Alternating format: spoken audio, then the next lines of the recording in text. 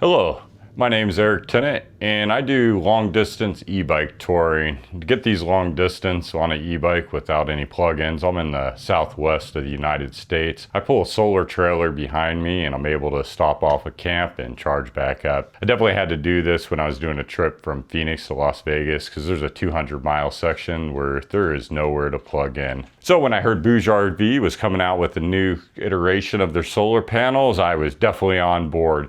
This is a shade resistant solar panel, and this panel comes with 28 bypass diodes. And what this does for you is anytime that the panel is shaded, it's not going to cut into the majority of your production. It's going to bypass it around it and still be able to deliver ample power to you. And additionally to this, it also comes with 16 bus bars. So anytime there's any kind of damage or cracks in the system, it's able to use these bus bars to continue providing power. My buddy Hobo actually went to the extent of shooting this panel and it was still able to put off the majority of its production. I'm gonna definitely be using this panel on the solar trailer, so I won't be blasting holes in it. Whoa, wow, I caught that on camera. And this panel is a fiberglass panel, which means it's very durable and it is able to bend up to 270 degrees, so no problem like putting it on a boat or a RV with a curved top. And yeah, I heard absolutely no cracking during that. That's always an important part. While you're doing the bend test, if you hear pop, pop, pop, that is your solar cell snapping in half and it will cut into your production. This is by far the smallest 200 watt panel I've ever tested, which that is an awesome thing for my solar trailer because that means less framework underneath it and means a lighter trailer. So this panel is just shy of 53 inches long, just shy of 31 inches wide, and it runs about 2.5 to 3 millimeters thick. It's about half the thickness of the AllPowers one I had. It says the panel weighs 8.1 pounds, and this is an N-type panel, which on paper, this flexible panel to me looks like the best flexible panel on earth. But is it any good? We'll take this panel outside and I'm gonna run some tests on it and see if it's any good. I'm also gonna compare it against last year's BougeRV Arch panel, which is about 5 inches longer. This is what the basic test rig looks like. The solar panels come in through these MC4 here, comes in here. This is a Victron shunt that's gonna measure the power, and this is on the solar side. A lot of guys mess up and they measure it on the other side of the MPPT. That is wrong. You're not getting the actual solar panel, you're getting the solar panel minus its conversion rate. So from the Victron, it goes into the charge controller, and this one is a Jenison. It's made for a 48 volt battery. They also make them for other size batteries, a 52 and I think maybe a 36, maybe even a 24. But from there, we got our emergency fuse, of course, and on this side is where the battery plugs in. That is the entire electrical system for the solar trailer. As you can see right now, the panel is pulling a 162 watts, and this is the Arch. This is not the Arch Pro version, guys. I just wanted to show you the difference between shade resistance and not having any shade resistance. So right now we're okay, it's dropped down to 158. Let's go ahead and shade this top corner up here like a tree branch was shading it. And now you can see the power is dropping down to 128 watts on that. Let's go ahead and move the shadow around quite a bit. So here we got 128 watts, 139, 132. So it is definitely cutting into its production quite a bit. Let's go ahead and add something a little bit bigger onto there. So we're simulate a much larger shadow up here now on that top cell. And this is exactly what I'm talking about, guys. So you see now I'm only shading not even 10% of this panel, and I'm only getting 14 watts because I shaded that top cell off. Pretty much everything needs to go through that top one right there to be able to get the panel to work. Show you a different example, shade in the middle. So that cut us down over half. We got 83 watts on it now. Let's go just down to this bottom one. Shouldn't affect it quite as much. Okay, so we got 107 watts off that guy. This is a panel I ended up bouncing down the mountain. This is a AllPowers solar panel. I was using this panel for like 2 years. Pretty sure it took damage. I just want to do a quick test here just to see where we're at. And for frequent viewers, they probably are curious what kind of condition this panel is now in. So as you see, the other panel in the same exact position was pulling 160, 162. My poor AllPowers is only pulling 70 watts, so it is definitely taking some damage. I guess I'm gonna try washing it real quick. Yeah, why not?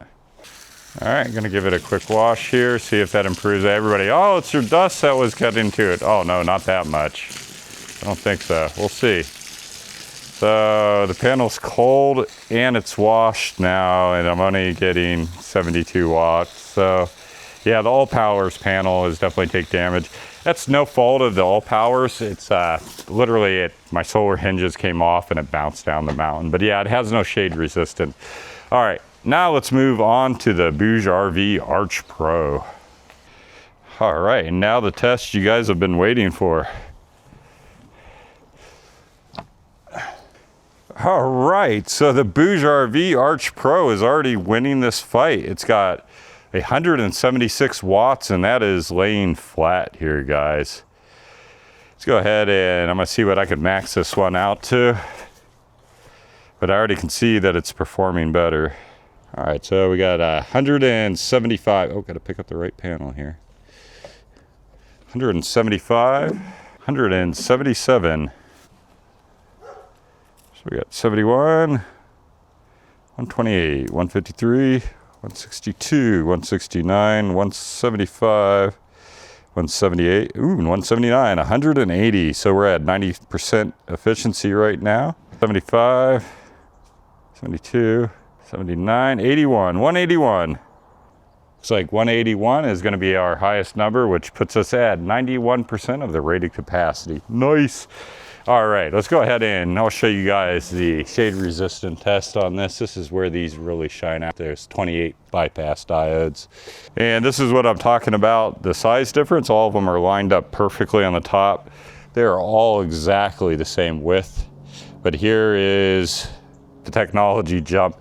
This is the old BougeRV 200 watt. This is the AllPowers 200 watt, and then this is the BougeRV Arch Pro, which you can see it is exponentially shorter than its last year version. We're looking at 4 to 5 inches there, and at least an inch shorter of the AllPowers. That allows my trailer to be lighter because I can eliminate as much 2020 as I'm using on it. So now let's move on to the coveted shade test. This is where this panel really shines here, guys. So right now we're producing 172 watts on the unit. Let's go ahead and simulate that first branch on there. So we're looking, it's roughly about the same drop as the other one for just a stick like this. 121. So it is able to keep up above the 100 watts. Okay, let's move on to the square unit. That's really where I was able to see major shade resistance issues. So the first test, we're gonna go ahead and shade these top squares right up there. So the last one, I believe we were producing somewhere around 30 watts when we did that. Now with this panel, we're producing 155. Excellent. Let's go ahead and shade the opposite quarter, just curious of the results. And not too bad again, 148 watts, nice. Let's go ahead and try in the middle here. So that knocks it down to, oh, recovered quick, 142 watts. So let's try the bottom here. So we're still producing 155 watts off of it. Let's try this corner over here. 155 watts. Nice. I am highly impressed with the BougeRV Arch Pro. This is by far the most advanced flexible solar panel I've ever tested, and I'm gonna put this thing on the back of my solar trailer, guys, and I'm gonna ride hundreds upon hundreds of miles. Basically, I'm gonna be surviving off this thing. It's gonna power my bike, my tablet, my GoPro, my drone, my hot hands, any kind of electrical needs I'll have will be able to run off this panel. All right, the results are in, and the BougeRV Arch Pro is by far the best flexible solar panel I've ever tried. The panel was able to produce 191 watts, and that puts it at 92% of the stated capacity.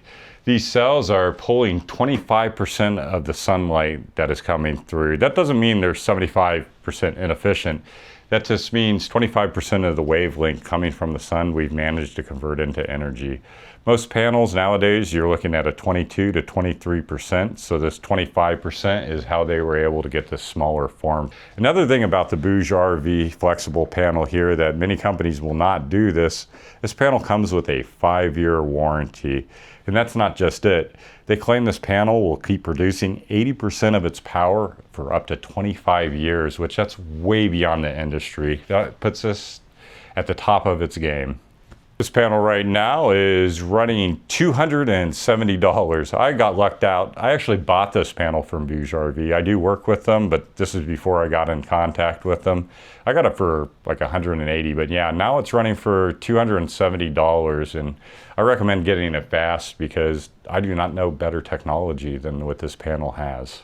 You can find this panel down in the description below. If you use that link, I'll end up getting a little bit of Amazon commission, and that definitely helps me out. It keeps me motivated to keep doing these videos. And for all you folks watching on TV, you can find a QR code down over here. You can scan that with your phone, and that'll take you over to the page where you'll be able to purchase the BougeRV Arch Pro.